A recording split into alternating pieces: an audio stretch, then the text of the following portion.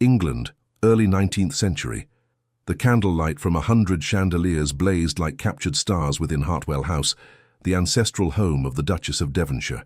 Ladies in silk gowns, fluttering like exotic butterflies, drifted among gentlemen in immaculate evening attire. The orchestra's delicate melody floated through the air, barely audible over the soft hum of aristocratic conversation. Lady Catherine Cobham stood near a pillar, adorned with winter roses, her auburn hair elegantly styled with pearl pins that caught the light with every slight movement of her head. Her emerald gown, though modest by the evening's extravagant standards, complemented the natural grace that had made her one of the most sought-after young ladies of the season. At 22, Catherine had navigated 3 London seasons with the poise expected of the daughter of the Earl of Harrington. She had received numerous proposals, all politely declined, much to her mother's growing consternation. None had stirred her heart, despite the impressive titles and fortunes attached to their names. None except one, perhaps. Across the ballroom stood George Duff, the Duke of Crestwick, his tall figure commanding respect without effort. At 32, he was one of England's most powerful men, a fact reflected in the way the crowd parted as he moved through it. His dark hair and striking features had been the subject of many whispered conversations among debutantes and their watchful mothers. For months now, Catherine had felt the weight of his gaze, following her, at every social gathering. Their conversations, brief exchanges during garden parties or dinner gatherings, had been filled with an undeniable tension, an unspoken attraction that lingered long after they parted. Yet despite their obvious connection, the Duke never stepped beyond the boundaries of polite society. He never requested permission to formally court her, never declared his intentions. He simply watched, as though she were a precious painting he admired from afar, but dared not touch. "Lady Catherine," came a warm, pleasant voice from her left. She turned to find Henry Talbot, the Earl of Whitewood, bowing before her. Unlike the Duke's intense, often inscrutable presence, the Earl's charm was straightforward and refreshing.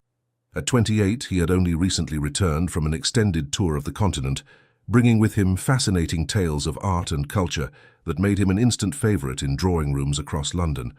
"Lord Whitewood," she curtsied, offering a genuine smile. "I trust you are enjoying the Duchess's hospitality?" "Immensely," he replied, his blue eyes twinkling with good humour. "Though I find myself in need of a dancing partner for the next set. Would you do me the honour?" Catherine hesitated, her eyes briefly drifting toward the Duke. He stood engaged in conversation with several gentlemen, seemingly oblivious to her presence now. Something inside her hardened with resolve. "I would be delighted, my lord," she said, placing her gloved hand in his. As they took their positions for the quadrille, Catherine couldn't help but notice that the Duke had finally looked up, his dark eyes finding her immediately. Let him watch, she thought, with uncharacteristic defiance. She was tired of waiting for him to make his move in whatever chess game he was playing. The Earl proved to be an excellent dancer and an even better conversationalist. His observations about Italian architecture and French countryside were both intelligent and amusing. When he leaned closer to whisper a particularly witty remark about the French aristocracy's peculiar fashion choices, Catherine laughed, a genuine musical sound that drew the attention of nearby dancers. "You have a lovely laugh, Lady Catherine," Lord Whitewood said softly, "one I hope to hear more often." The sincerity in his voice touched her, and she smiled up at him, a warm, radiant smile that transformed her already beautiful face into something luminous. Across the ballroom, the Duke of Crestwick stopped mid-sentence. The smile that Catherine bestowed upon the Earl was unlike any she had ever directed at him. It was open, unguarded, genuinely delighted. Something dark and possessive unfurled in George's chest at the sight. That smile, the one he had unconsciously been working to earn with each careful, measured interaction, was being freely given to Henry Talbot, a man who had barely been in London a month. Henry Talbot, who was his political rival in Parliament, who opposed his land reform bills, who had been steadily gathering support among the younger lords, and now, it seemed, who was setting his sights on the one woman who had managed to breach the walls around George's carefully guarded heart.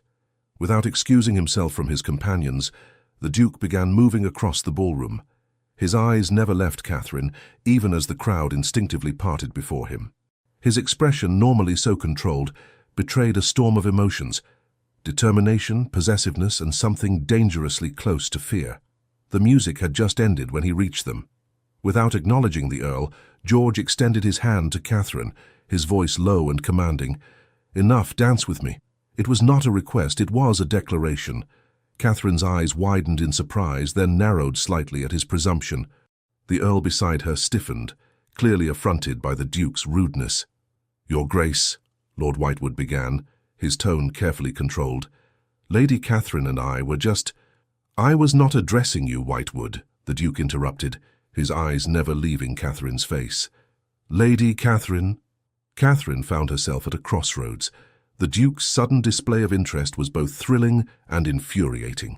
For months he had kept her at arm's length, and now he demanded her attention simply because another man had shown interest. Part of her wanted to refuse him on principle. Yet, as she looked up into his eyes, she saw something she had never witnessed before: vulnerability beneath the commanding exterior. The mighty Duke of Crestwick was afraid of losing something he had never properly claimed. "I believe I promised this dance to Lord Whitewood," she said carefully, watching the muscle in the Duke's jaw tighten. "The next one, then," he insisted, his voice softer, but no less determined. The Earl looked between them, clearly sensing the undercurrents of a history he was not privy to. With remarkable grace he stepped back. "I shall call upon you tomorrow, Lady Catherine," he said with a bow. "Perhaps we might continue our discussion about Venice then." With a pointed look at the Duke, he added, "With your permission, of course, Your Grace," before walking away. As the orchestra struck up a waltz, Catherine placed her hand in the Duke's, keenly aware that every eye in the ballroom was upon them. This dance, this first real waltz between them, would set tongues wagging throughout London by morning. "You are being terribly presumptuous, Your Grace," she said, as he led her into the dance, his hand firm at her waist. "Yes," he agreed simply, surprising her with his candor. "I find that when it comes to you, Lady Catherine, I am capable of behaviors I once thought beneath me." The honesty in his voice sent a shiver down her spine. They moved together perfectly, as though they had been dancing partners for years rather than first-time partners. "You watched me for months," she said quietly, meeting his gaze directly. "Why did it take another man's attention to make you act?" The Duke's hold on her tightened almost imperceptibly. "Because I am a fool," he replied, his voice so low it was nearly lost in the music. A cautious, calculating fool who almost realized too late what was truly valuable. As they waltzed across the gleaming floor, the tension that had simmered between them for months began to transform into something else, something that promised either extraordinary happiness or devastating heartbreak.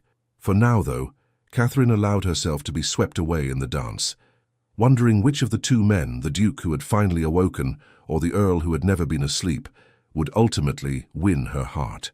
The following morning, as Catherine sat in her family's breakfast room, her mother could speak of nothing but the Duke's unexpected behavior. "The Duke of Crestwick," Lady Harrington exclaimed for perhaps the 10th time. "Such a prestigious connection. And the way he claimed you on the dance floor, so romantic, so decisive." Catherine stirred her tea absently, or perhaps simply possessive and high-handed. Her father lowered his newspaper, fixing her with a knowing look. "His Grace has been observing you for some time, daughter. I've noticed it at several gatherings." "As has every matchmaking mother and unmarried lady in London," Catherine replied dryly. Yet he made no move to declare himself until Lord Whitewood showed interest. "Men often need a nudge toward what's good for them," her father said with a wink at his wife. "I recall being similarly reluctant to acknowledge my feelings for your mother until Lord Beckford began calling at her family home." Lady Harrington smiled at the memory. "You were terribly slow, my dear." "I was cautious," he corrected with good humor. "As I suspect the Duke is being, men in his position must be wary of fortune hunters and those seeking advancement rather than true connection." Catherine considered this. It was true that George's wealth and title made him a prime target for ambitious families. Perhaps his reserve had been a form of self-protection rather than indifference. Before she could ponder this further, Harrison, their butler, entered with a silver tray bearing several calling cards and 2 elaborate flower arrangements. "From Lord Whitewood, my lady," he announced, placing a modest but exquisite bouquet of white and purple violets before Catherine. "And from His Grace the Duke of Crestwick." The second arrangement was significantly larger, a stunning collection of hothouse roses in deep crimson. Lady Harrington clapped her hands in delight. "Two gentlemen calling in one morning, and such flowers." Catherine reached first for the Earl's card, which bore a simple, handwritten message. "Looking forward to our conversation about Venice. Yours respectfully, Henry Talbot." The Duke's card was equally brief but carried a different weight. "May I call upon you this afternoon, G.D.?" "Well," her father said, amusement playing at the corners of his mouth, "it seems you have decisions to make, Catherine." "Indeed," she murmured, touching one of the crimson roses gently. Each petal was perfect, the bloom expensive and rare for the winter season. It spoke of wealth, of power, and perhaps of a passion kept carefully contained until now. The violets, in contrast, were delicate and sweet, their subtle fragrance reminding her of the Earl's straightforward charm. No grand gestures, just simple, sincere appreciation. Two men, two approaches to courtship. One who had watched from afar for months, and one who had stepped forward immediately. And Catherine caught between them, wondering which path her heart would ultimately choose. The morning after the Duchess of Devonshire's ball, London society buzzed with speculation. In drawing rooms and breakfast parlours across Mayfair, the same scene was described with increasing embellishment. How the formidable Duke of Crestwick had practically stormed across the ballroom to claim Lady Catherine Cobham for a dance, cutting out the charming Earl of Whitewood, in a display that could only be interpreted as passionate intent. Catherine sat in her family's townhouse parlour, pretending to embroider, while her mother read aloud the morning's invitations. In truth, she was replaying the previous night in her mind, particularly the words the Duke had whispered as their dance ended. "I have been remiss in my attentions, Lady Catherine, a situation I intend to rectify immediately." Before she could respond, he had returned her to her mother's side with a formal bow, his face once again composed into its usual mask of aristocratic restraint. Only the intensity in his eyes had hinted at the emotion behind his words. "Lady Catherine," the butler announced from the doorway, interrupting her thoughts, "the Earl of Whitewood has called. He awaits your pleasure in the drawing-room." Her mother set down the letters immediately, her eyes brightening with interest. "Show him in at once, Harrison." Catherine straightened in her seat, smoothing her pale blue morning dress. She had expected Lord Whitewood to call, as he had promised, but not quite so early. His promptness spoke of eagerness, or perhaps strategy. The Earl entered with easy grace, bowing to Lady Harrington before turning his attention to Catherine. In daylight, she noted that his features were even more handsome than she had observed in the ballroom's candlelight, open and expressive, his smile reaching all the way to his eyes. "Lady Harrington, Lady Catherine," he greeted them. "I hope I am not calling at an inconvenient hour." "Not at all, Lord Whitewood," her mother replied warmly. "We are delighted by your visit." After the customary exchange of pleasantries and a brief discussion of the previous evening's entertainment, Lady Harrington excused herself with transparent artifice, leaving Catherine alone with the Earl, though with the door appropriately ajar and a maid seated discreetly in the corner. "I must apologize for my hasty departure last night," Lord Whitewood said once they were relatively private, "though I suspect you found my replacement adequate compensation." His tone was light, but Catherine detected genuine curiosity beneath the humour. "The Duke was unexpectedly assertive," she replied diplomatically. The Earl's smile turned knowing. "Indeed. I wonder what might have prompted such uncharacteristic behaviour from a man famous for his self-control."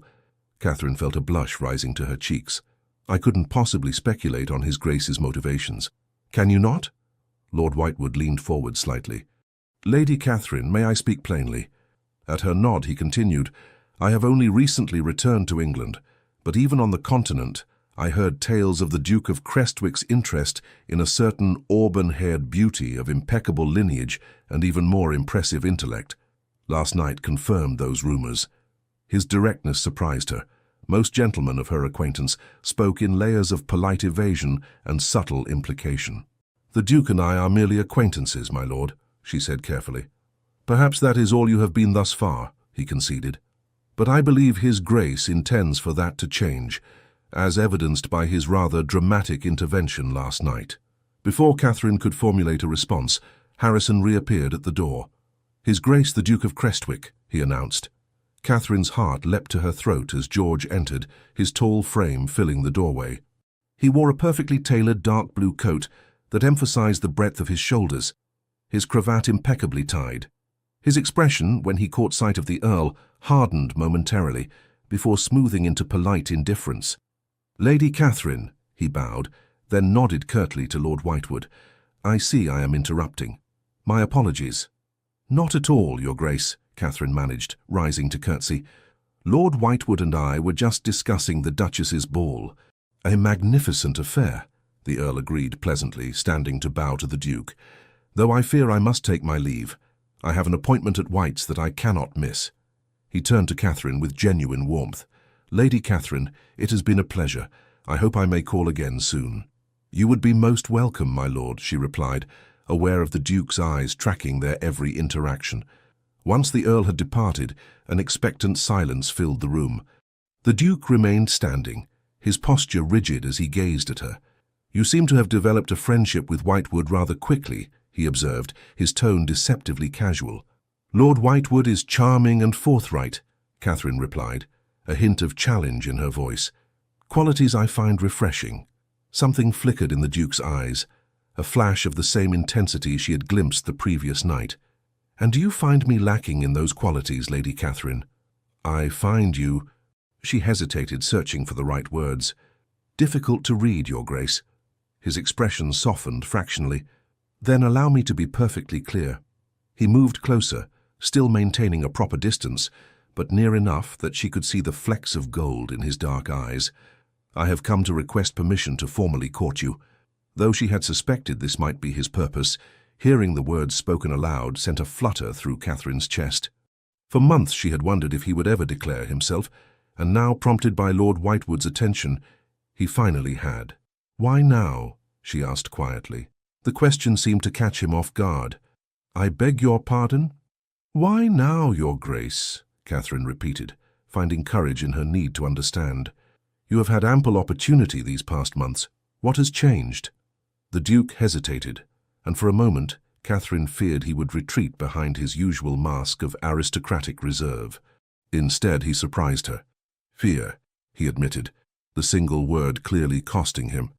"I have spent my life making calculated decisions. Marriage, particularly to someone who affects me as you do, was not a matter I approached lightly. I needed time." "And now?" she pressed. "Now I find that caution may cost me something I cannot bear to lose." His gaze was unwavering. "I watched you smile at Whitewood last night, truly smile in a way you never have with me, and I realized that while I was deliberating, someone else might win what I had foolishly believed would wait for my decision." The raw honesty in his voice touched Catherine deeply. This was a side of the Duke she had glimpsed only in fragments during their brief interactions over the months, a man of deep feeling beneath the controlled exterior. "My father will return this afternoon," she said at last. "You may speak with him then." Relief visibly washed over his features. "Thank you, Lady Catherine." "I have not accepted yet, Your Grace," she reminded him, unwilling to surrender too easily after months of uncertainty. A small smile, perhaps the first genuine one she had ever seen from him, touched his lips. "No, you have not. But you will grant me the opportunity to persuade you, which is all I ask for now." As he prepared to take his leave, the Duke paused. "May I inquire if Whitewood has also requested permission to court you?" "He has not," Catherine replied truthfully, "though I suspect he may soon." The Duke nodded, his expression grave once more. "Then I shall return at 4 o'clock to speak with your father." He bowed formally. "Until then, Lady Catherine." After he departed, Catherine sank back into her chair, her mind racing. Within the space of 24 hours, her carefully ordered world had been turned upside down. The Duke of Crestwick, the man who had watched her from afar for so long, was finally declaring his intentions. Yet now there was also Lord Whitewood, whose straightforward manner and genuine warmth presented a compelling alternative. Her mother bustled back into the room, practically vibrating with excitement. "Was that the Duke of Crestwick I saw leaving? And so soon after Lord Whitewood? My dear, you have become the toast of London overnight." Catherine smiled faintly. "The Duke has requested permission to court me. He will return this afternoon to speak with father." Lady Harrington clasped her hands together in delight. "A Duke! Oh, my darling girl, your father will be ecstatic." She paused, studying her daughter's expression. "You do not seem as pleased as I expected. Do you not care for the Duke?" "I hardly know him, Mother," Catherine replied honestly. "He has kept himself at a distance until now." "Well, a courtship will remedy that," her mother said pragmatically. "And what of Lord Whitewood? He is quite handsome, and his estate in Derbyshire is said to be magnificent." "He is kind and interesting," Catherine acknowledged, "but he has not declared any formal intentions." Yet, she added silently to herself, the way Lord Whitewood had looked at her suggested that a declaration might not be far behind. "Well, my dear, it seems you have a decision to make," Lady Harrington said, patting her daughter's hand, "though I must say a dukedom would suit you wonderfully." As her mother launched into plans for adjusting Catherine's wardrobe to befit a future duchess, Catherine gazed out the window at the London street below. Yes, she had a decision to make, perhaps the most important one of her life. The Duke of Crestwick, with his power, position, and the inexplicable pull she had always felt toward him despite his reserve, or Lord Whitewood, whose open admiration and straightforward nature promised a partnership without the mysteries and frustrations the Duke seemed to bring. By the time her father returned home that afternoon, the Duke would be waiting to secure permission to court her. And somehow Catherine knew that Lord Whitewood would not be far behind in making his own intentions clear. The game that had begun with a smile across a ballroom was now fully in play. The Earl of Harrington's study was a sanctuary of dark wood and leather, filled with the comforting scent of pipe tobacco and old books. It was here that the Duke of Crestwick sat across from Catherine's father, his posture impeccable despite the nerves he concealed beneath his composed exterior. "I must say, Your Grace, your request comes as something of a surprise," Lord Harrington said, studying the younger man thoughtfully. "Though perhaps it shouldn't. My wife has remarked on your attention to Catherine at various functions these past months." "My interest in your daughter is sincere, my lord," George replied. "I would not approach you otherwise." The Earl leaned back in his chair. "Catherine is my only child, Duke. Her happiness is paramount to me above titles, wealth, or advantage." "As it should be," George agreed. "I can offer her all those things, but I hope to offer her happiness as well." Lord Harrington's expression remained measured. "And why should I believe you capable of that? You have a reputation for being somewhat austere. Catherine has a lively spirit." The question cut to the heart of George's own doubts, the very reason he had hesitated so long in declaring himself. Was he, with his reserved nature and the weight of responsibility he had carried since inheriting his title at 23, capable of making the vibrant Lady Catherine truly happy? "I am not a demonstrative man by nature," he admitted. "But your daughter, she awakens something in me that I had thought dormant. I cannot promise I will transform into a different person, but I can promise that I will cherish her, respect her intelligence, and endeavor every day to be worthy of her." The sincerity in his voice must have reached the Earl, for his expression softened slightly. "Very well, Your Grace. You have my permission to court Catherine." He raised a cautioning finger. "But the final decision will be hers alone. I will not pressure her, regardless of the advantages such a match might bring." "I would have it no other way," George assured him, rising to shake the Earl's hand. As the Duke left the study, he nearly collided with Catherine herself, who had evidently been waiting in the hallway. "Lady Catherine," he said, momentarily caught off guard. Her eyes searched his face. "Did my father agree?" "He did," George confirmed, something warm unfurling in his chest at the relief that flashed across her features. "Though he made it quite clear that the final decision rests with you." "As it should," she replied, echoing her father's sentiment. An awkward silence stretched between them, neither quite certain how to proceed now that the formal barriers had been partially removed. "I thought perhaps," George began carefully, "if you are amenable, we might ride tomorrow morning in Hyde Park. The weather is expected to be favourable." Catherine nodded. "I would enjoy that, Your Grace." "George," he said suddenly, "when we are less formal, I would be honoured if you would call me George." The simple request seemed to surprise her, but she smiled. Not the full, radiant smile she had given Lord Whitewood, but a softer, more tentative one that nevertheless made his heart beat faster. "Until tomorrow then, George," she said, testing his name. "Until tomorrow, Catherine," he replied, bowing over her hand before taking his leave. True to his prediction, the following morning dawned clear and crisp, perfect for riding. Catherine, dressed in a fitted forest green riding habit that complemented her auburn hair, waited with her groom in the morning light. When the Duke arrived, punctual to the minute, she was struck again by his imposing figure, particularly atop his magnificent black stallion. They rode side by side through the relative quiet of the park, followed at a discreet distance by her groom. For the first time, conversation between them flowed without the constraints of a crowded ballroom or watchful observers. "You ride exceptionally well," George observed, as Catherine expertly guided her mare around a bend in the path. "My father insisted I learn properly, not merely to perch decoratively upon a docile mount," she replied with a small smile. "He was determined I should be capable in all things." "He has succeeded admirably," George said. "Your reputation for intelligence and competence precedes you everywhere." Catherine raised an eyebrow. "Is that why you watched me for so long without approaching? Were you evaluating my qualifications?"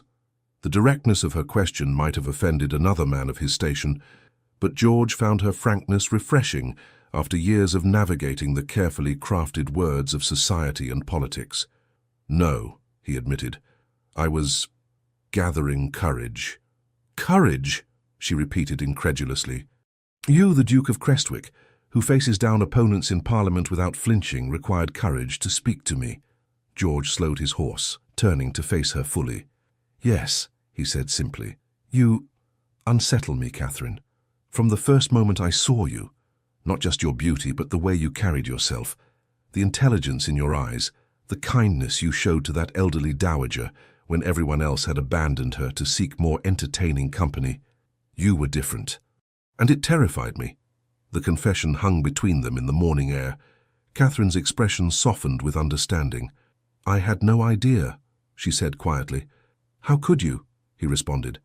"I made certain of it. Control has been my watchword since inheriting my responsibilities at a young age. You threatened that control in ways I could not immediately reconcile." As they continued their ride, Catherine began to see the Duke, George, in a new light.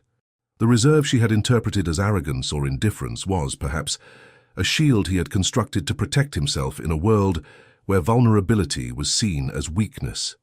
Their morning rides became a daily ritual over the next fortnight. With each passing day, Catherine discovered more layers to the complex man beneath the ducal title. His dry wit, which emerged when he was truly comfortable. His passionate commitment to improving conditions for tenant farmers on his extensive estates. His unexpectedly gentle way with children, revealed when they encountered a lost little boy in the park, whom George had helped return to his frantic nurse. Yet, just as she was beginning to believe she understood him, a footman delivered a note from Lord Whitewood, reminding her that her choice was not yet made. "My dearest Lady Catherine," the note read, "I have been granted the honour of a private box at the theatre this evening for a new production of Shakespeare's Much Ado About Nothing. Would you and your parents do me the honour of joining me? I have always found that Beatrice and Benedict's spirited exchanges remind me of our own conversations. Yours with great admiration, Henry Talbot." Catherine smiled at the comparison. There was indeed something of Benedict's wit and charm in the Earl's manner. She accepted the invitation, curious to see how an evening in Henry's company might compare to her mornings with George. The theatre was crowded with London's elite, all eager to see the famed actress Mrs. Siddons in her return to the stage. The Earl's box was perfectly situated, and his attentiveness throughout the evening was impeccable. He shared amusing observations about the audience, as well as thoughtful comments on the performance, making Catherine laugh more than once with his clever asides. "You seem happier tonight than when we last met," Henry observed during the interval, as her parents conversed with acquaintances in the next box. "Has something changed?" Catherine considered how to respond. "I have had time to reflect on recent events," she said carefully. "Ah?" His smile was knowing. "And has the Duke of Crestwick featured prominently in these reflections?" "You are very direct, Lord Whitewood." "Henry," he corrected gently. "And yes, I believe in speaking plainly. Life is too short for ambiguity, especially in matters of the heart." He hesitated, then added more quietly, "I should like to request permission to court you formally, Lady Catherine. I believe we would suit admirably." Though she had anticipated this, the timing still took her by surprise. "I must inform you that the Duke has already received my father's permission to court me," she said honestly. Henry's expression remained undaunted. "I suspected as much. Does that mean I should withdraw my interest?" It would be the conventional choice, Catherine admitted, but not necessarily the right one, he countered. Unless, of course, your heart is already decided. The question hung between them, direct and unapologetic in its presumption. Was her heart decided? The morning rides with George had revealed a depth to the Duke she had only guessed at before. Yet here was Henry, offering a path unmarked by the complexities that seemed to accompany every interaction with George. "My heart is considering its options," she replied at last. Henry's smile was genuine. "Then I shall speak with your father tomorrow, and perhaps if he consents you might consider joining me for a drive in the park the day after. The weather should be fair." "You are very confident, Lord Whitewood," Catherine observed. "Henry," he reminded her again. "And not confident, hopeful. There is a difference." As they returned to their seats for the final act, Catherine felt the weight of his words. Two men now vied openly for her attention, each offering a different future, a different kind of partnership. The Duke with his powerful intensity and carefully revealed depths, the Earl with his open warmth and straightforward charm. The choice would not be easy. But for the first time, Catherine found herself grateful for the circumstances that had brought her to this crossroads. Whatever path she chose, she would do so with eyes wide open, having glimpsed the true nature of both men beyond the masks they presented to society. The curtain rose on the final act, and Catherine settled back to watch the resolution of Beatrice and Benedict's story, wondering if her own tale would find as satisfying a conclusion. The following week brought a flurry of activity as both the Duke and the Earl pursued their courtship of Catherine with increasing fervour. London society watched with avid interest as the two men, so different in temperament and approach, competed for the hand of Lady Catherine Cobham. Mornings still belonged to George, their rides in Hyde Park becoming a fixture of Catherine's routine. Each day she discovered more about the man behind the ducal title. His childhood at Crestwick Manor, the heavy responsibility thrust upon him when his father died unexpectedly, his meticulous stewardship of his vast estates. Little by little, the austere Duke was allowing her glimpses of the man beneath the title. Afternoons often brought Henry to her door, sometimes for a stroll through the garden, other times for a carriage ride through fashionable streets. Where George was methodical and thoughtful, Henry was spontaneous and expressive. He brought tales of his European travels, books of poetry he thought she might enjoy, and a warmth that required no careful interpretation. Catherine found herself genuinely torn. With George, she felt a profound connection that deepened with each shared confidence. The rare smile that transformed his serious countenance became increasingly frequent in her presence, and she found herself working to elicit it, treasuring each hard-won glimpse of his inner self. With Henry, laughter came easily. His open admiration and straightforward manner were like sunshine after years of navigating the carefully controlled waters of aristocratic society. There was no puzzle to solve with the Earl. What she saw was precisely what she received. "You seem distracted today," George observed during one of their morning rides. "Have I said something to displease you?" Catherine shook her head. "Not at all. I was merely thinking." "About Whitewood?" he asked, his voice carefully neutral. She hesitated, then decided on honesty. "Yes, in part. He called yesterday afternoon." Something flickered in George's eyes, a flash of the same possessiveness she had witnessed the night of the Duchess's ball. "I see." They rode in silence for several minutes before he spoke again. "May I ask what you discussed?" "Italian poetry," Catherine replied, "and his travels through the Veneto region." "Ah." George's expression remained carefully composed. "I have never been to Italy myself. Too many responsibilities have kept me in England." The subtle contrast was not lost on Catherine. The Duke's life was one of duty and obligation. The Earl's had been one of freedom and exploration. Each offered a different future, one rooted in tradition and responsibility, the other promising new horizons and experiences. "Perhaps you might travel there someday," she suggested. He looked at her then, something vulnerable in his gaze. "I had thought perhaps we might travel there together. If you were to choose me." The simple admission, so tentative from a man accustomed to certainty in all things, touched Catherine deeply. This was the George few others ever saw, the man beneath the ducal armour, capable of hope and uncertainty like any other. "That would be lovely," she said softly. A small smile played at the corners of his mouth. Then I shall add it to my list of persuasions. That afternoon, as if sensing a shift in the wind, Henry arrived with an invitation to a musical evening at his townhouse. A small gathering, he assured her parents. Just a few friends who share an appreciation for fine music. The pianist is a prodigy I discovered in Vienna, only 16 but already composing works of astonishing beauty. Lady Harrington, who had been increasingly torn between the prestige of a ducal connection and the undeniable charm of the Earl, immediately accepted on the family's behalf. "How wonderful!" she exclaimed. "Catherine has always loved music. She plays the pianoforte quite beautifully herself, though she would never admit it." Henry's eyes lit up at this revelation. "Then perhaps Lady Catherine might be persuaded to play for us. I should be honoured." Catherine demurred, but the Earl's gentle insistence throughout the evening eventually won her over. After the young Viennese prodigy had dazzled the small audience with his virtuosity, Catherine took her place at the instrument, selecting a simple but emotionally resonant piece by Mozart. As she played, she was keenly aware of Henry watching her, his expression one of genuine admiration. When she finished, his applause was the most enthusiastic of all. "You play with such feeling," he said as she rejoined the gathering. "Music reveals the heart, I think, in ways words often cannot." "You are too kind," Catherine replied. "After the young maestro's performance, mine was quite unremarkable." "On the contrary," Henry countered, his voice soft enough that only she could hear. "His playing showed technical brilliance. Yours showed soul." The compliment, delivered with such sincere conviction, warmed Catherine. Henry had a gift for making her feel truly seen, not as the daughter of an earl or a potential duchess, but simply as herself.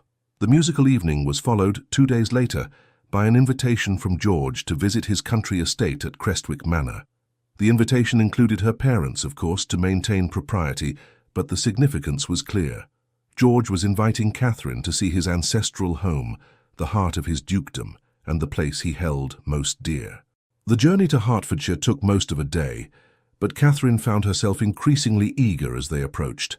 Crestwick Manor had a reputation for being one of England's most impressive estates, and as the carriage rounded a bend in the drive, revealing the house itself, Catherine understood why. The manor was magnificent, a sprawling Tudor edifice with later classical additions, its honey-coloured stone glowing warmly in the afternoon light.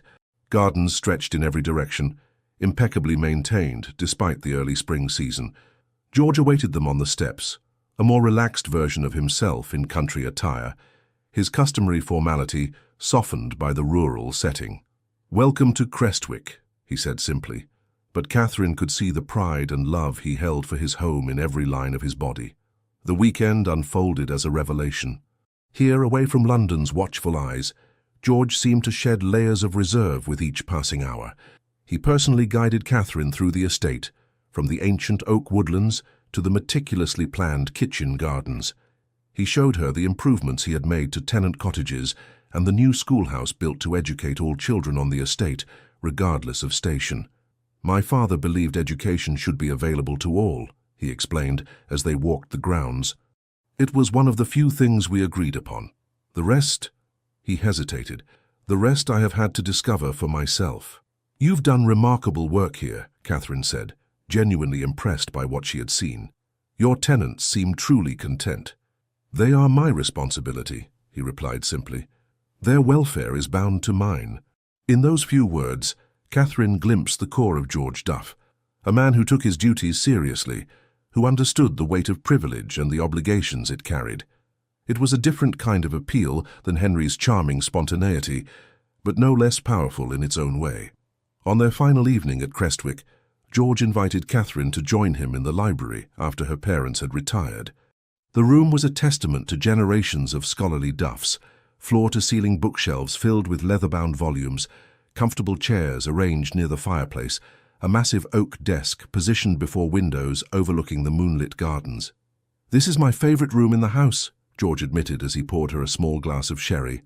"More than the grand ballroom or the state dining room. Here, I feel most myself." Catherine could see why.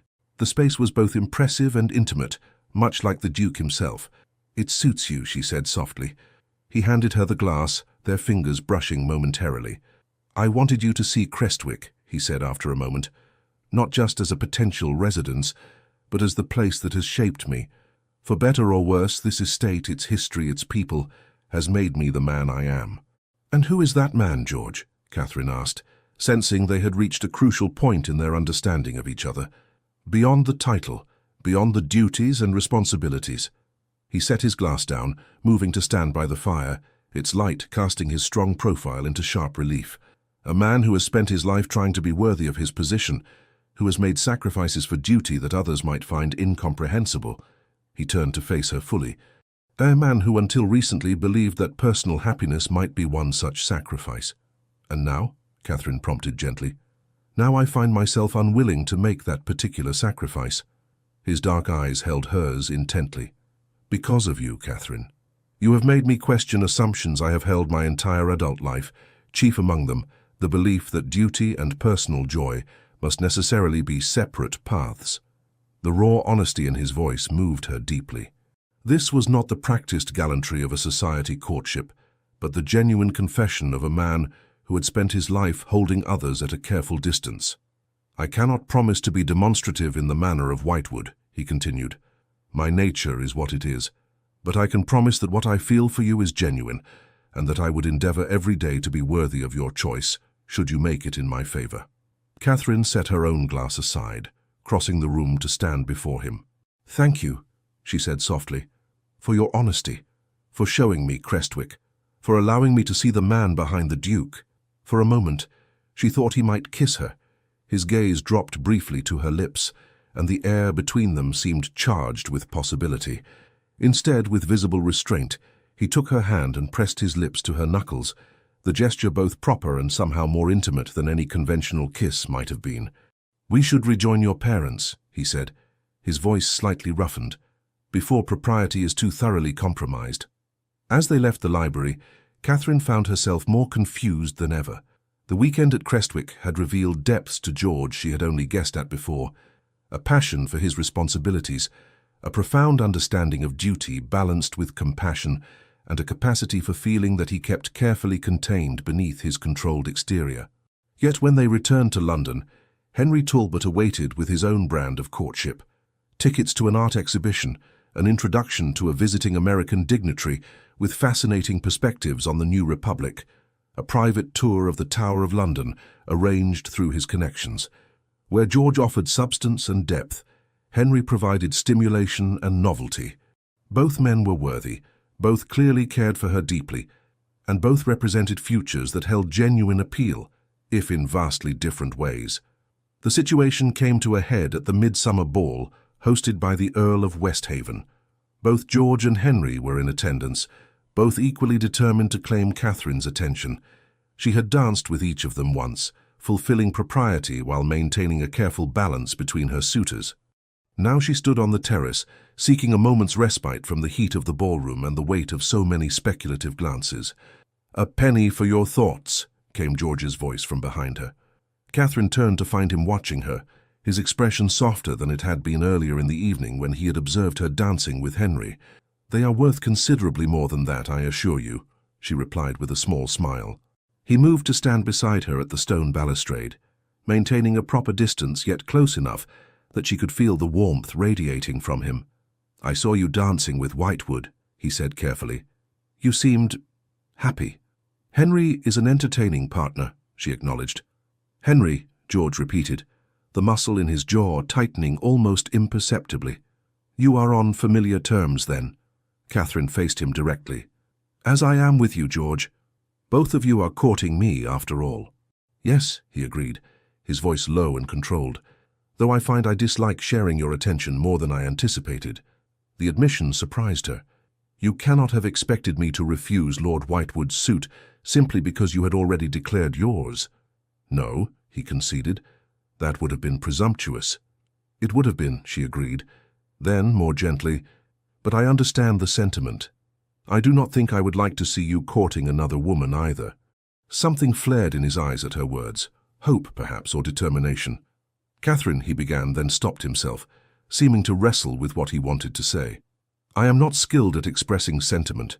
It does not come naturally to me as it seems to for Whitewood." He took a deep breath. "But my feelings for you are no less profound for being carefully guarded." She studied his face in the moonlight, seeing the struggle written in the tense lines around his mouth, the vulnerability in eyes that usually revealed nothing. "I don't need flowery declarations or grand gestures, George," she said softly. "But I do need to know that if I were to choose you, I would be choosing a partner who would share himself with me, his thoughts, his worries, his joys, not just a protector or provider." Before he could respond, the terrace doors opened and Henry Talbot stepped out, his expression darkening slightly when he spotted them together. "Forgive the interruption," he said, though his tone suggested he was not entirely sorry. "Lady Catherine, they are forming sets for the waltz. I believe you promised this dance to me." George stiffened beside her, but said nothing, leaving the choice to her, as he had promised her father he would.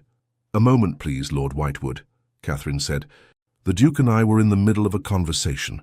Henry bowed slightly. "Of course, I shall await you inside." Once they were alone again, Catherine turned back to George. "You were saying?" The Duke seemed to come to some internal decision. With deliberate care he took her hand in his touch warm even through her glove. "I was saying," he continued, his voice steadier now, "that I love you, Catherine Cobham. I have loved you since you challenged Lord Belford's assessment of the poor laws at Lady Russell's dinner party last autumn, and every day since. I cannot promise to transform into a different man overnight, but I can promise that with you, I will try to be the man you deserve, one who shares not just his name and fortune but his heart as well." The simple declaration, delivered without flourish but with unmistakable sincerity, moved Catherine more deeply than any elaborate protestation could have. This was George, straightforward, honourable, and now, finally, open. "Thank you," she said softly, "for your honesty." He nodded, releasing her hand reluctantly. "You should not keep Whitewood waiting. It would be impolite." As Catherine returned to the ballroom, her mind was in turmoil. George's declaration had stripped away her last serious reservation about him. Yet Henry, too, had shown her nothing but genuine affection and respect throughout their acquaintance. She took her place across from the Earl for the waltz, acutely aware of George watching from the edge of the ballroom, his expression once again carefully composed. "You seem distracted this evening," Henry observed as they moved through the steps of the dance. "I have much to consider," she replied honestly. Henry's blue eyes studied her face. "The Duke has made his declaration, hasn't he?" Surprised by his perception, Catherine nodded slightly. "I suspected he might. The way he looks at you." Henry sighed. "I had hoped to have more time to show you what life could be like with someone whose heart is not quite so heavily guarded. You have been nothing but forthright from the beginning," Catherine acknowledged. "It is a quality I greatly admire." "But is admiration enough?" he asked quietly. "Catherine, I too must be forthright now. I care for you deeply, more than I anticipated when I first returned to England. Your intelligence, your compassion, your quiet strength, they have captivated me completely." As the music swelled around them, Catherine felt the weight of the choice before her. Two good men, each offering a different kind of future, a different kind of love. "I need time," she said finally. "This decision cannot be made lightly." "Of course," Henry agreed, though disappointment flickered briefly in his eyes. "Just know that whatever you decide, I wish for your happiness above all else, even if that happiness is not found with me." The generosity of his response only made her decision more difficult.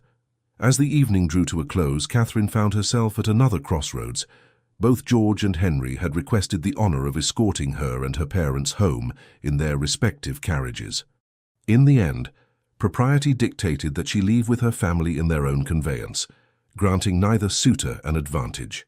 As their carriage pulled away from the West Haven mansion, Catherine caught a glimpse of both men standing on the steps, the tall, commanding Duke and the charming, expressive Earl, each watching her departure with hopeful expectation. "Well, my dear," her father said as they settled into the journey home, "it seems you have a decision to make." "Yes," Catherine agreed, her heart heavy with the responsibility. "I do." For 3 days following the West Haven ball, Catherine sequestered herself at home, declining all callers and invitations. Both the Duke and the Earl sent notes and flowers, but she returned polite, non-committal responses to both, requesting time to consider her choice. On the morning of the 4th day, she rose early and asked for her horse to be saddled. Without her usual groom or companion, just a single footman following at a discreet distance for propriety's sake, she rode to Hyde Park, seeking the clarity that had eluded her in the confines of her home. The park was nearly empty at this hour, mist still clinging to the grass as the first rays of sunlight filtered through the ancient oaks. Catherine guided her mare along familiar paths, her mind circling endlessly around the choice that lay before her. George Duff, Duke of Crestwick, a man of depth and principle, whose reserve masked a passionate nature he revealed only to those he trusted completely. A man who had watched her from afar, gathering courage to approach her, and who had finally declared himself with a straightforward honesty that spoke more eloquently than any poetic declaration. Henry Talbot, Earl of Whitewood, charming, forthright, and unafraid to show his feelings openly. A man who had stepped forward immediately, who offered a partnership free from the complications that seemed woven into every interaction with the Duke, both worthy, both honourable, both clearly in love with her. As she rounded a bend in the path, Catherine was startled to find George himself mounted on his black stallion, equally surprised to encounter her. "Lady Catherine," he said, recovering quickly, "I did not expect to see you here this morning." "Nor I you," she replied. "I thought you had business in Parliament today. I postponed it." His gaze was steady. "My mind has been otherwise occupied." The simple admission touched her. For a man like George, with his deep sense of duty, to set aside official responsibilities spoke volumes about his state of mind.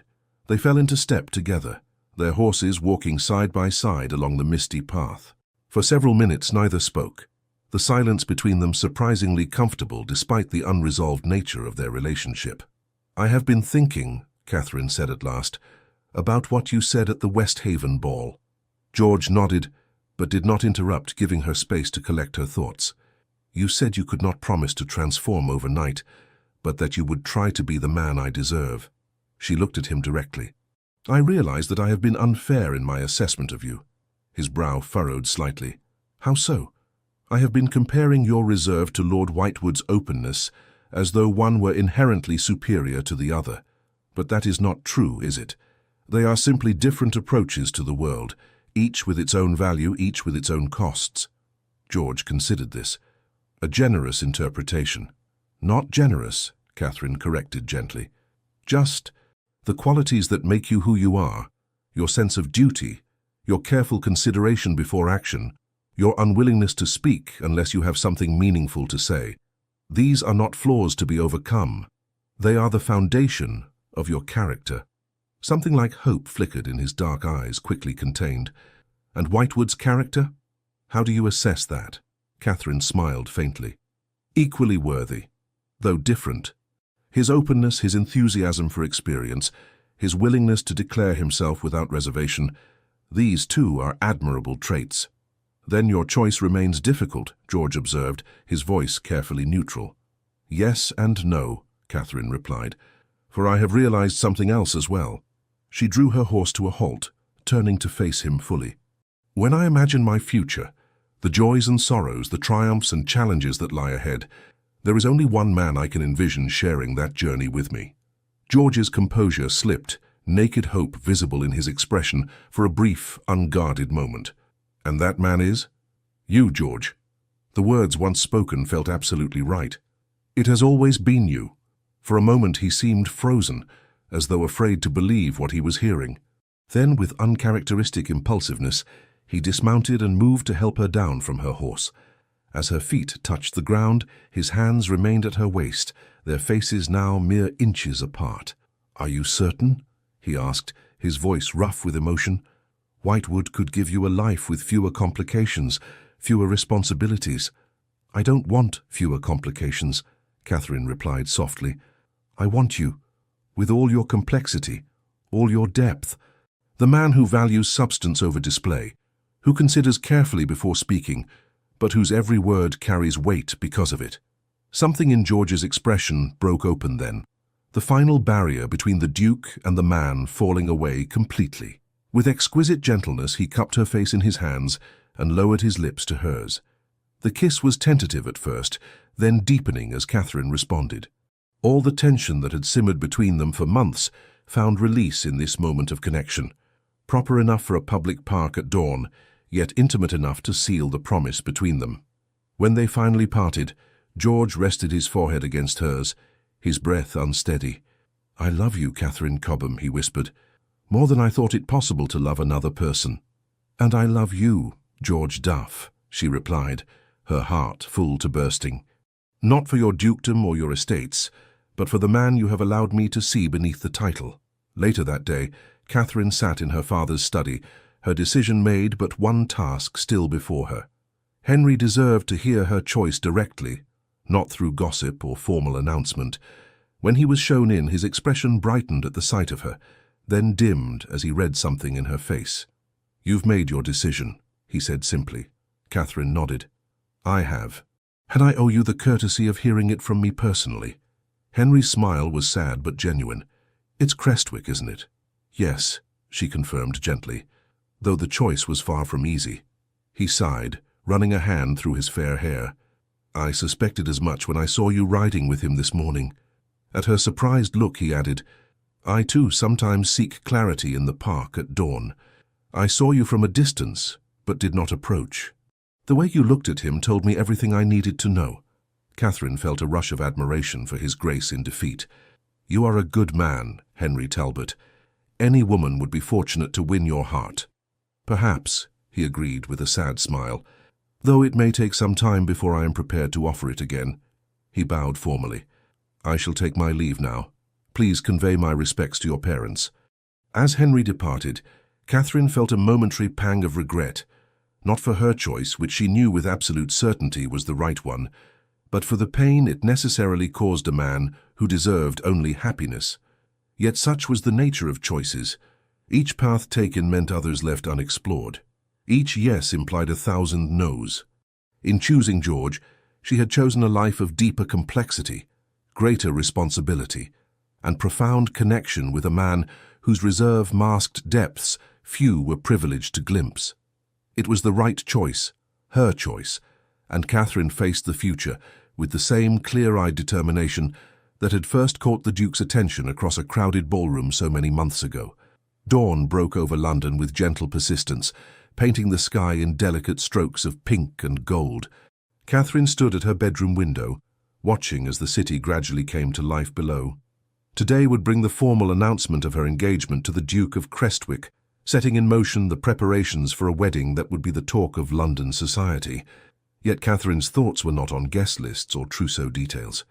Instead, she reflected on the journey that had brought her to this moment, from those months of silent observation to the night when a smile given to another man had finally spurred George to action. A soft knock at her door preceded her mother's entrance. "Already awake?" Lady Harrington asked, noticing her daughter fully dressed. "I expected to find you still abed after the excitement of yesterday." Yesterday had seen George formally request Catherine's hand in marriage from her father, a formality given Lord Harrington's previous permission for the courtship, but one the Duke insisted upon observing properly. The family celebration afterward had lasted well into the evening, with champagne and toasts, and her mother's barely contained delight at the prospect of her daughter becoming a duchess. "I couldn't sleep," Catherine admitted. "There's too much to think about." Lady Harrington crossed to stand beside her at the window. "Second thoughts?" "No," Catherine replied immediately. "Not about George. Never about George." "But," her mother prompted gently. Catherine sighed. "But I keep thinking about Lord Whitewood, about how gracious he was when I told him of my decision. I can't help feeling that he deserved better than to have his hopes raised only to be disappointed." "Ah," Lady Harrington nodded, understanding. "You have a kind heart, my dear. But remember that Lord Whitewood entered the competition for your hand with full awareness that the Duke had already declared himself. He chose to take that risk." "I know," Catherine acknowledged. "Still, I wish there had been a way to spare him pain." "In matters of the heart, pain is sometimes unavoidable," her mother said wisely. "But time heals such wounds. Lord Whitewood will find happiness elsewhere, I have no doubt." As the morning progressed, Catherine found herself caught up in a whirlwind of activity. The announcement would appear in tomorrow's papers, but already messengers had been dispatched to inform close family and friends.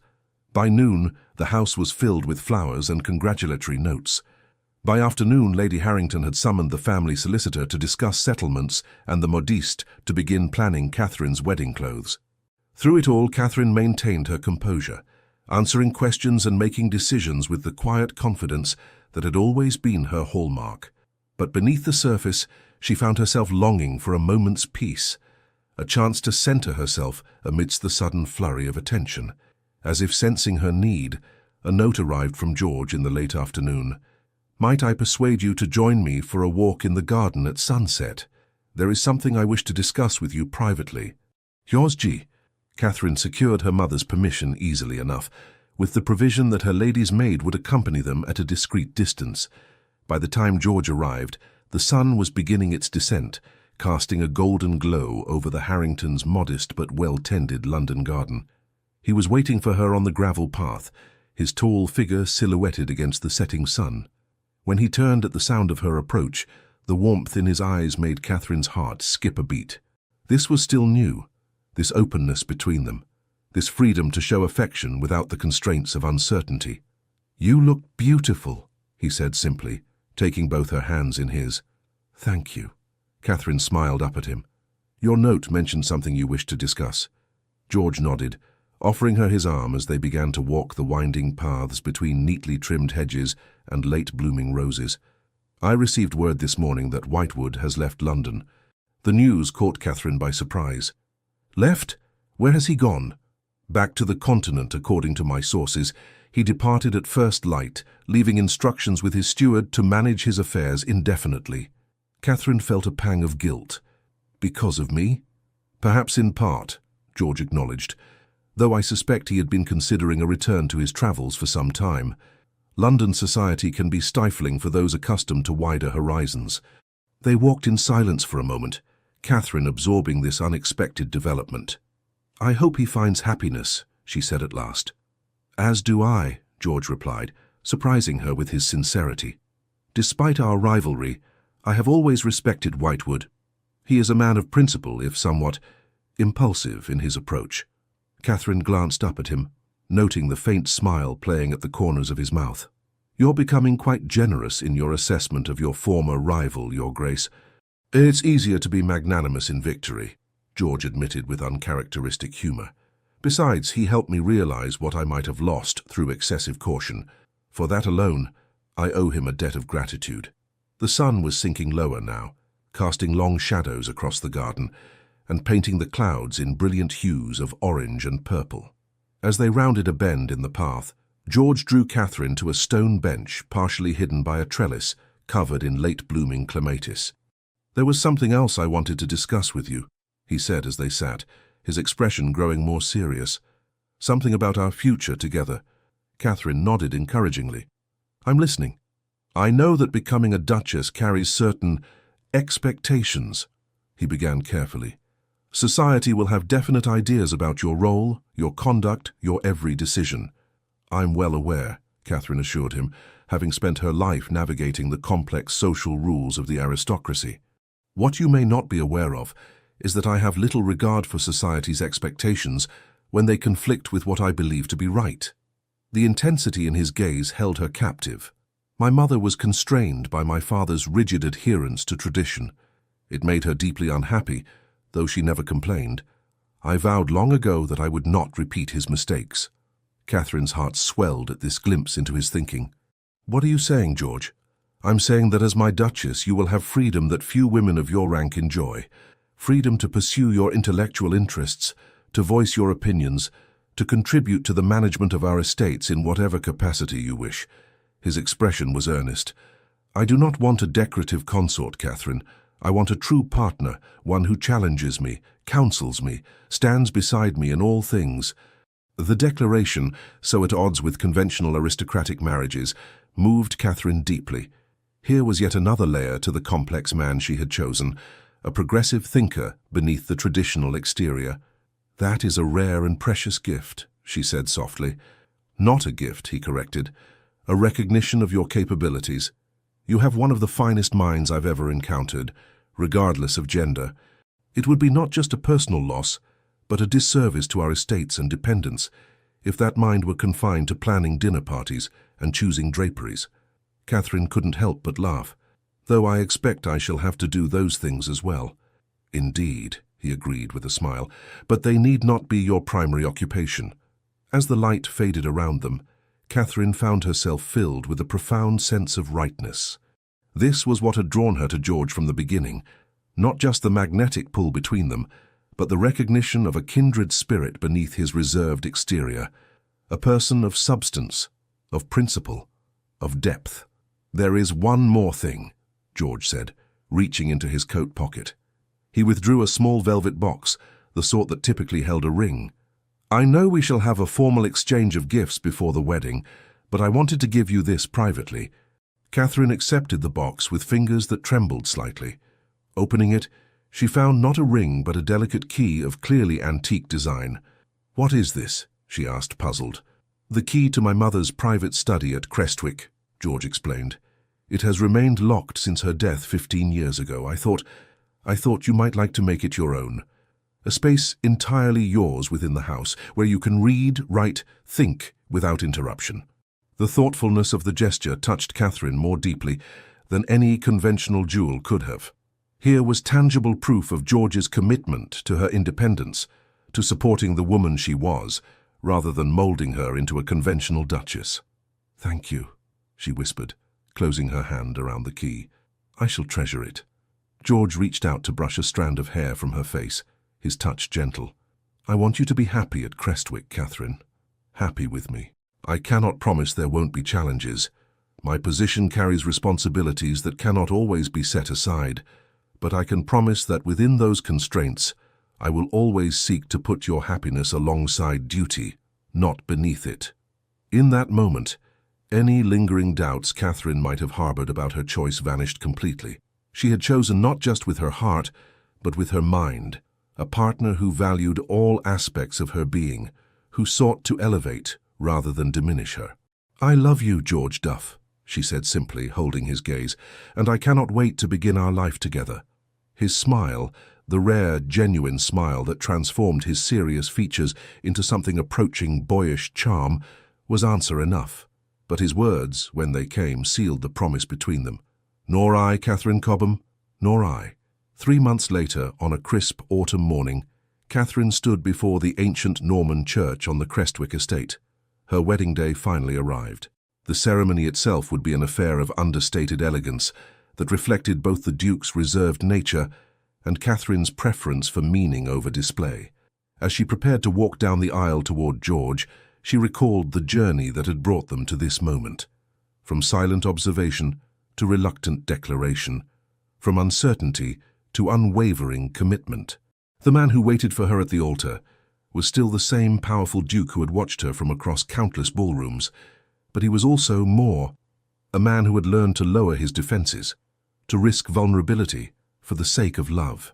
When they spoke their vows, George's voice rang out clear and steady, heard by every guest in attendance, a public declaration from a man once known for his privacy. Catherine's response was equally firm, a promise made with full awareness of both the challenges and the joys that lay ahead. Their life together began as it would continue, with respect, honesty, and a deepening understanding that the most worthwhile connections often require the greatest courage to forge. 2 years later, the Duke and Duchess of Crestwick welcomed their first child, a daughter with her father's dark eyes and her mother's determined spirit. She was followed in time by twin sons, who would grow to combine their father's sense of duty with their mother's compassionate intelligence. As for Henry Talbot, Earl of Whitewood, his travels eventually led him to Vienna, where he met and fell in love with Lady Sophia Russell, the unconventional daughter of the British ambassador. Her forthright manner and quick wit matched his own, and when they returned to England 3 years after Henry's departure, even Catherine could see that his prior heartbreak had led him to a happiness he might otherwise never have found. At social gatherings where both couples were present, there was no awkwardness, only the mutual respect of people who had once stood at a crossroads and found their proper paths. And sometimes at balls much like the one where their story began, attendees would observe the Duke of Crestwick watching his Duchess from across the room, not with the cautious assessment of years past, but with open adoration that needed no interpretation. For some journeys, the first step is not a stride forward, but the courage to cross a crowded ballroom and declare, "Enough, dance with me." And sometimes, the wisest heart is the one that recognizes this truth, that the love worth having is not always the one that comes easily, but the one that challenges us to become more fully ourselves. 5 years later, the grand ballroom of Crestwick Manor glittered with candlelight, the ancestral home of the Duff family transformed for the annual harvest celebration. Local gentry mingled with tenant farmers and villagers in a tradition the current Duke had instituted shortly after his marriage, much to the initial consternation of some of his more traditional peers. Duchess Catherine Crestwick stood near the refreshment table, smiling as she watched her husband kneel to speak eye to eye with a farmer's young daughter who had presented him with a somewhat crushed bouquet of wildflowers. The mighty Duke of Crestwick, once known throughout London for his formidable reserve, now accepted the gift with genuine pleasure, tucking one bloom into his waistcoat before returning the rest to the delighted child. "Your Grace," came a familiar voice from behind her. "Still finding ways to scandalize society, I see. Tenant farmers in the ducal ballroom. Whatever next?" Catherine turned with a warm smile to greet Henry Talbot, Earl of Whitewood, and his wife, Lady Sophia. "Henry, Sophia, how wonderful to see you both. And yes, I believe keeping society mildly scandalized is good for their constitution." Sophia laughed, her hand resting comfortably on her slightly rounded belly that suggested the Whitewoods would soon welcome a second child to join their 2-year-old son. "I couldn't agree more. Keeps the blood circulating in all those calcified aristocratic veins." The years had been kind to all of them. Henry had lost none of his charm, though it was now tempered with a deeper maturity. His marriage to Sophia, a match that had surprised many with its swiftness, had proven remarkably successful, their similar temperaments and shared interests creating a partnership of equals. "Where are your little ones this evening?" Sophia inquired. "I was hoping to see how much they've grown." "Already abed, I'm afraid," Catherine replied, though not before extracting a promise from their father to come and tell them all about the ball in the morning. The sound of familiar footsteps approached, and George joined their circle, his eyes warming as they met Catherine's. "Whitewood, Lady Sophia," he greeted them with genuine pleasure. "I'm glad you could make the journey. How are things in Parliament?" As the men fell into discussion of recent political developments, Catherine and Sophia exchanged knowing glances. The rivalry that had once existed between their husbands had transformed over time into a productive political alliance, and eventually a friendship that both women suspected neither man had anticipated. "He still looks at you as though you hung the moon," Sophia observed quietly, nodding toward George, whose gaze regularly returned to Catherine even as he spoke with Henry. Catherine smiled. "As yours does you. We are fortunate women." "Indeed," Sophia agreed, "though I still remember Henry's melancholy when he first returned from London after your engagement was announced. It took me months to convince him I wasn't merely a consolation prize." "And now?" Catherine asked. "Now he thanks Providence daily that his heart was free when we met," Sophia replied with satisfaction. "As do I." The orchestra struck up a waltz, and George excused himself from Henry mid-sentence to turn to Catherine. "Duchess," he said formally, though his eyes danced with private meaning, "would you do me the honor?" Catherine placed her hand in his, feeling the same thrill she had experienced that first night when he had crossed the ballroom to claim her. "Always, Your Grace." As they moved onto the floor, George pulled her slightly closer than strict propriety dictated. "Do you remember the first time we danced?" he murmured. "How could I forget?" she replied. "You practically ordered me to join you." "I was desperate," he admitted with a small smile. "Watching you smile at Whitewood like that, I thought I'd lost you before I'd even properly tried to win you." Catherine's eyes softened. "You hadn't lost me. In fact, that might have been the moment I truly began to find you, the man beneath the ducal crown." They moved together in perfect harmony, years of partnership evident in the easy synchronization of their steps. Around them, other couples gave them space, some watching with undisguised admiration the obvious affection between the Duke and his Duchess. 5 years, George mused. "Sometimes it feels like yesterday that you agreed to become my wife. Other times, I can barely remember what my life was like before you and the children." "Empty drawing rooms and excessively tidy nurseries," Catherine teased gently. Precisely, he agreed. A well-ordered existence entirely devoid of scattered toys, bedtime stories, and a wife who challenges my every assumption. Regrets? She asked, knowing the answer but enjoying the ritual of their banter. Not one, he replied, his voice dropping to a register meant only for her ears. Though I do sometimes wonder what might have happened if Whitewood had not returned from his continental tour when he did. Catherine considered this. I suspect you would have continued watching me from across ballrooms for at least another season, wrestling with your reserve while I grew increasingly frustrated. You're likely right, George acknowledged. I needed that push, the fear of losing you, to find my courage. As the music drew to a close, he kept hold of her hand rather than escorting her from the floor. Walk with me in the garden. They slipped out through the terrace doors, the autumn night crisp but not uncomfortable. The formal gardens of Crestwick Manor spread before them, silver in the moonlight. George led her to a stone bench, nestled between carefully trimmed hedges, far enough from the house to ensure privacy. I received a letter from Whitewood's estate manager today, he said once they were seated. The experimental crop rotation we implemented last spring has increased yields by nearly 30%. If the results hold across our combined lands, we could present a compelling case to Parliament for agricultural reform. Catherine smiled at his enthusiasm. Where once the Duke had focused primarily on maintaining his family's legacy, marriage and fatherhood had expanded his vision to include a deep commitment to improving conditions throughout England, beginning with the land he stewarded. That's wonderful news, she said, though I suspect not the reason you brought me into the chilly night air. George's lips quirked in the half-smile that never failed to warm her heart. You know me too well, Duchess. He took both her hands in his. I wanted a moment alone with you, away from our guests and responsibilities. You have my full attention, she assured him, curious about his suddenly serious demeanor. 5 years ago, I nearly lost the most precious thing in my life through fear and hesitation, he began. I watched you from a distance, afraid to risk rejection, afraid that someone like you, so full of life and warmth, could never truly be happy with someone like me. George, she started, but he shook his head gently. Please, let me finish. I need to say this. He took a deep breath. That night at the Duchess's ball, when you smiled at Whitewood, something in me broke free.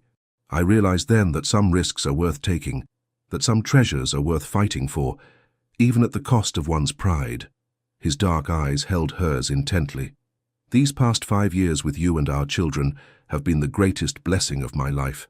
You have taught me that vulnerability is not weakness but strength, that a heart shared grows fuller rather than diminished.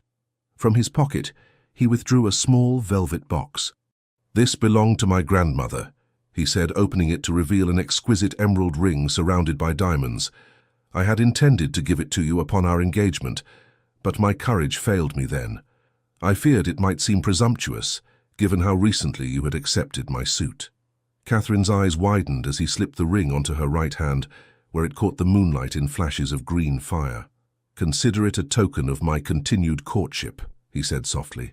For I find that even after 5 years of marriage, I am still falling in love with you, Catherine. Still discovering new reasons to thank Providence for bringing you into my life, for giving me the opportunity to be not just a duke, but a husband and father, the roles I have come to cherish above all others. Tears pricked at Catherine's eyes, the simple sincerity of his words touching her deeply.